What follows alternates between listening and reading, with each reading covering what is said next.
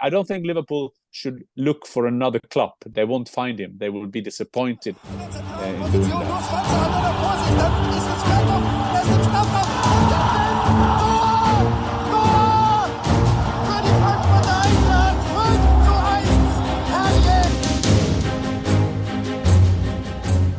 Hi and welcome to the German Fußball podcast. And for this special episode, as Klopp has resigned from Liverpool, the Maverick, the Borussia Dortmund legend, the Liverpool legend, and now obviously questions will be linked to where next and who will take over.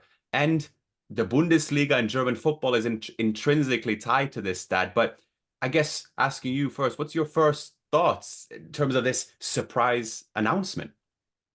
Well, first of all, I guess, Markus, is a bit of sadness. I grew up with Liverpool. I know what Liverpool means for so many people in and around the world. I've been able to follow Klopp's career, even as a player, although he was at Eintracht Frankfurt a bit before me, played for the second team there, over Sky Germany, working with him in the Champions League, now, of course, the Premier League. So most of sadness. But having said that, Markus, I think that the statement that he gave to the Liverpool TV channel, that was very credible. That was a man over 50 telling how much energy you need to be a Liverpool manager, how much energy you need to be Jürgen Klopp. Because Klopp is not half, he's full. He's going there all the way. And I believe him. I believe him in his 2 minutes, saying that he has the energy now, but still a lot of respect to him to say that to do it again and again, that is hard. So even he came as the perfect manager and he kind of leave as the perfect manager, doing it the right way, give Liverpool time to find a replacement. We can talk about about that later. But it's also very, very sad for the Liverpool fans. It's the same when Sir Alex Ferguson left Manchester United. I mean, I guess he stayed there for 27 years. Just show you how long he was there. Put that in a perspective. But still, Jürgen Klopp has been a fantastic manager for Liverpool Football Club. And just speaking of that legacy perspective, because Jürgen Klopp will go down as one of the greatest Liverpool managers of all time. He brought the Premier League trophy to Liverpool. How do we reflect on the man's legacy in terms of, and also you mentioned he's over 50, in terms of where it goes next, because it is a different Jürgen Klopp than when he was at Dortmund. And like you said, a man who embodies such a passion and spirit for himself, but also for a city and club such as Liverpool.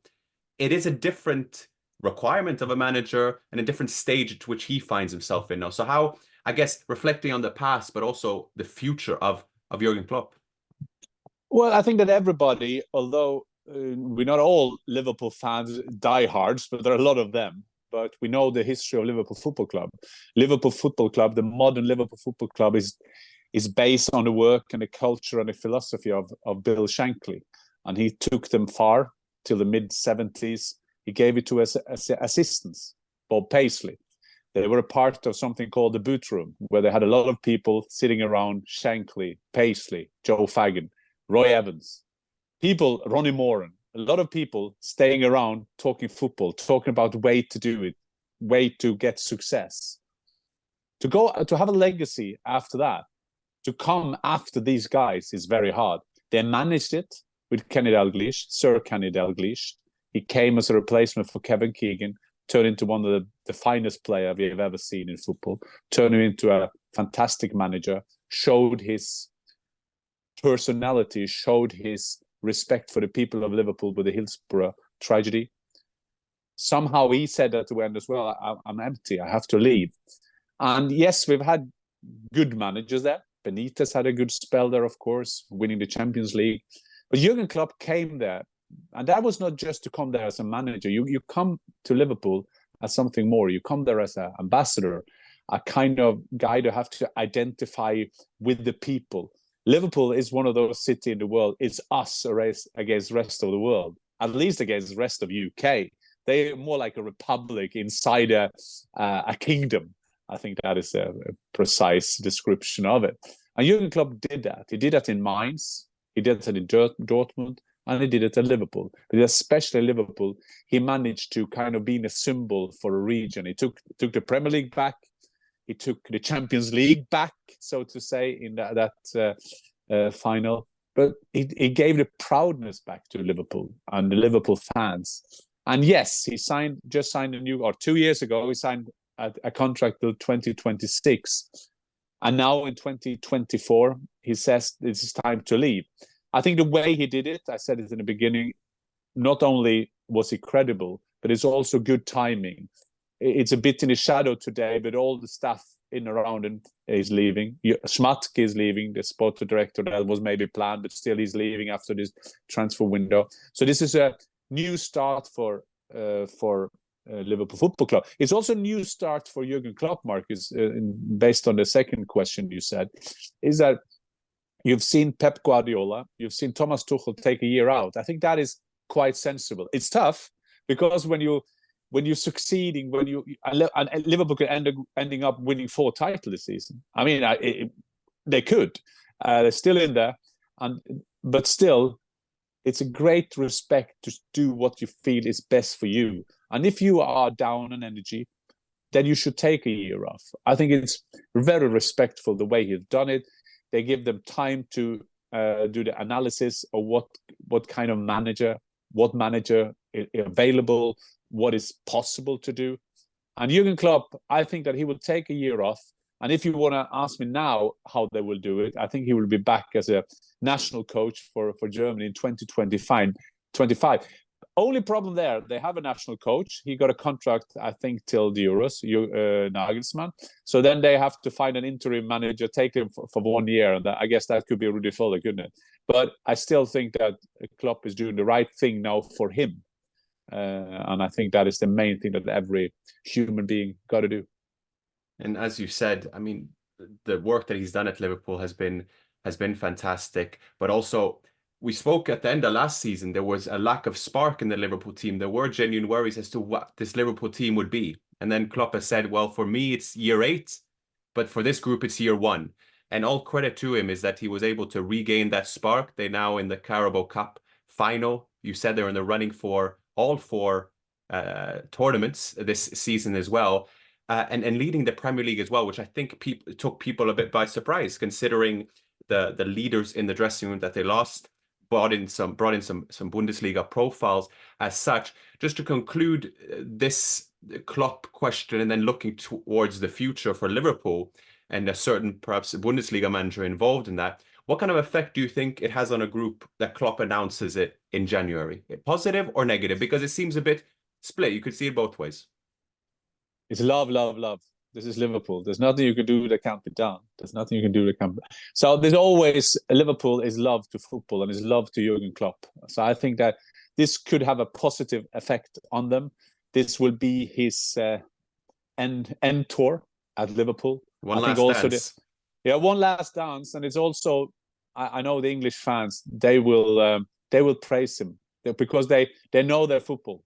Of course, there's a rivalry. They don't want Liverpool to win football games, of course, but they will have a respect for him. So I think this could be positive for the players. And then we can discuss another time what kind of consequences this could have in the summer, because there are some players that are more likely now going out when Klopp is not there.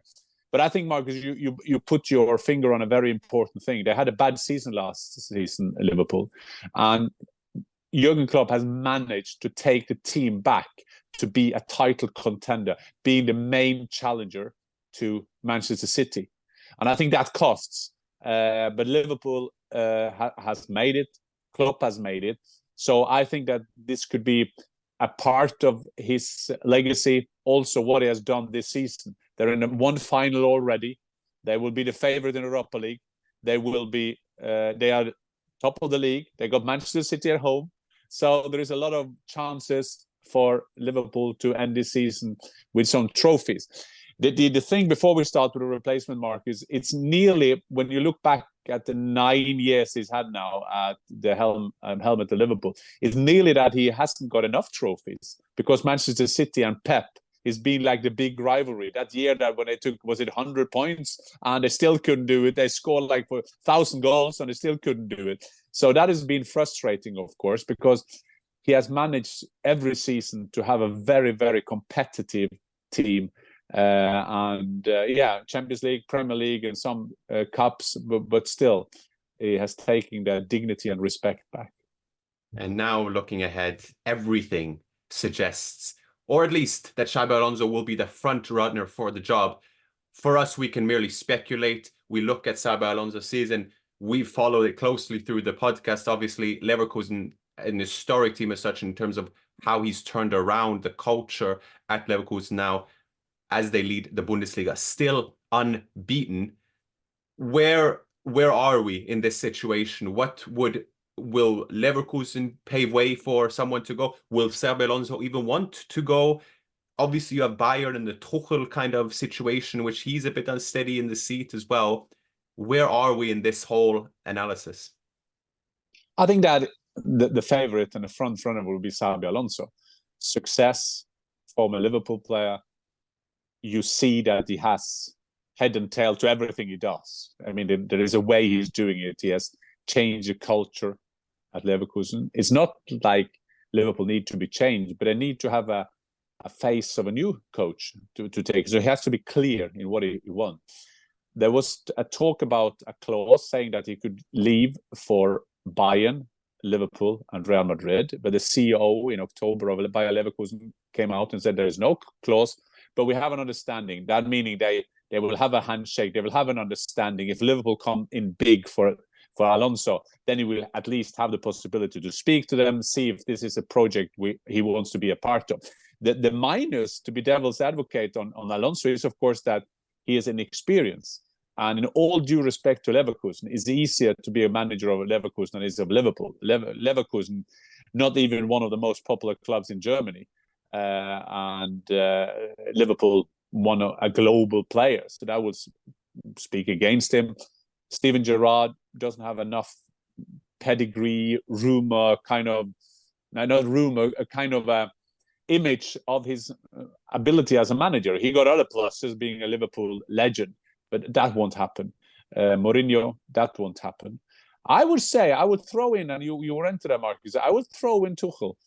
He could be the outside thing here, personally, because he came after him in Mainz, he came after him in Dortmund. I'm not saying that will happen again, but Tuchel is that kind of manager. Although he is not the Klopp guy to identify with Liverpool. I don't think Liverpool should look for another Klopp. They won't find him. They will be disappointed in doing that.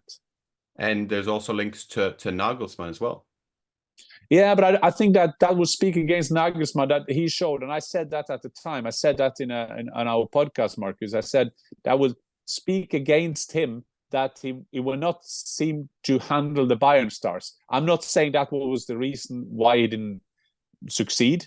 Seeing the point tally of Tuchel now compared with Nagelsmann is still better. And Julian Nagelsmann got all the ideas in the world. Yes, he will be there. He will be one of the runners.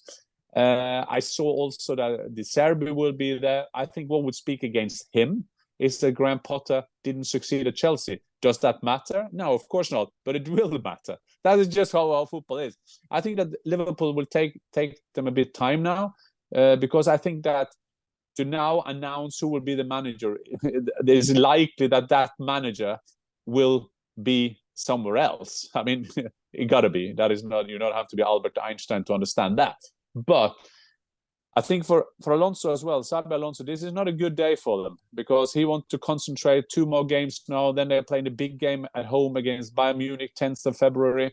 So there's a lot of things going on now. So this will kind of shake the football world a bit now, because even for Liverpool, they have to find a way to kind of, I saw only Viaplay from my boss saying straight away, we have to try to get a studio on Sunday. We have to do Liverpool, and it was writing between the lines. Would you go to Liverpool, do their game against Norwich? But no. So this is how it is. But I guess I will stick to the studio, because there will be like 6,000 TV channels trying to get him in the FA Cup on Sunday.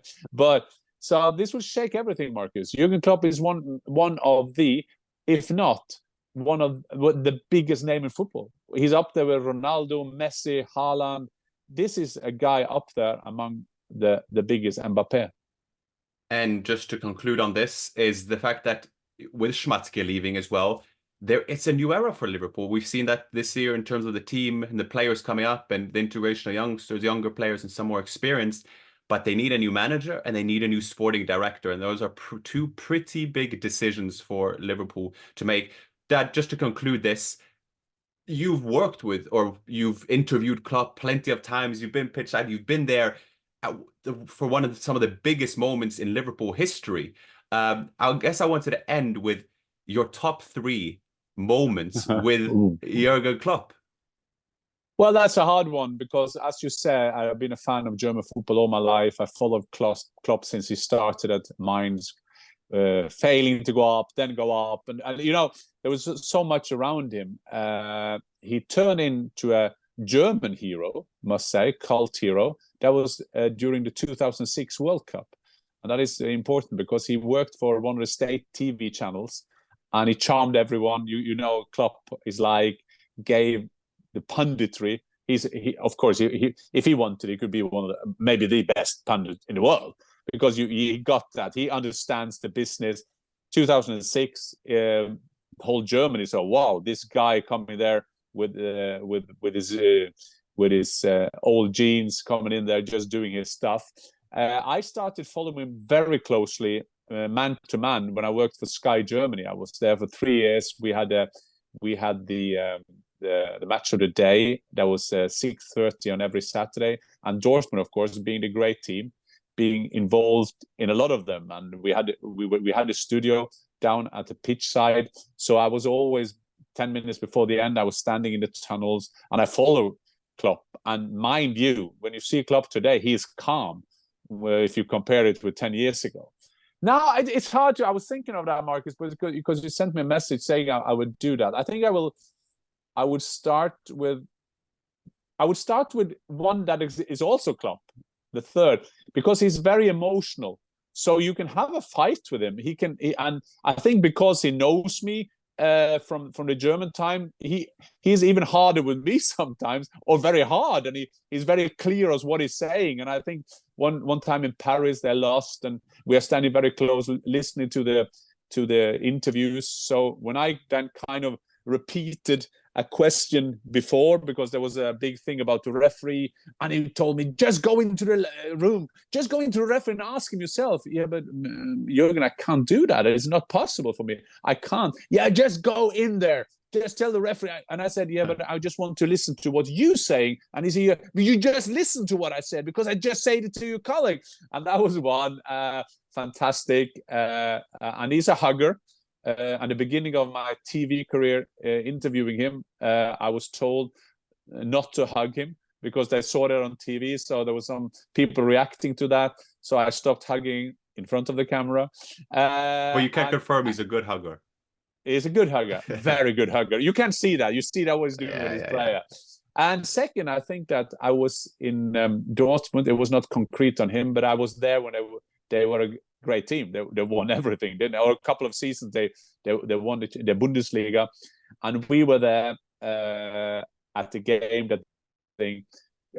Klopp that had a party in Signal Iduna Park, the Westfalenstadion, and I realized that when we came out ready to analyze the game, we didn't have any screens, we didn't have anything, because the tradition of kind of beer shower for the players and for the coaches, and as we were standing there, of course, all the Dortmund players came over. We were unbelievably wet. There were beer all over our suits and everything. So that was a great thing to do that in Dortmund, because Dortmund is a place to be. I played my first game there in Germany. That is a very emotional stadium for everybody who's been working there or been playing there. But I guess number one will be after the Champions League final. I put that on Twitter for those who wants to see. I was waiting inside, and the Champions League final, of course, this is the win against Tottenham. And there are all kind of celebrations on the pitch, all kids and grandchildren, uncles and cousins, they're all on the pitch. So we have to wait. So I'm standing inside waiting for Klopp to come in, and I'm negotiating with UEFA. I said, I've been there in every game. I've been there in, yes, I'm a small channel. We are Via Plays not the biggest channel, but we are loyal. We've been there all around. And then Klopp suddenly came, and I asked him. The first question was something about congratulations with your 6th title, and then he starts singing, "Let's talk about 6, baby. Let's talk about you and me." And it was I knew straight away this is great TV. And I remember when the interview was over, I was so afraid, don't give me any technical issues, that something disappear.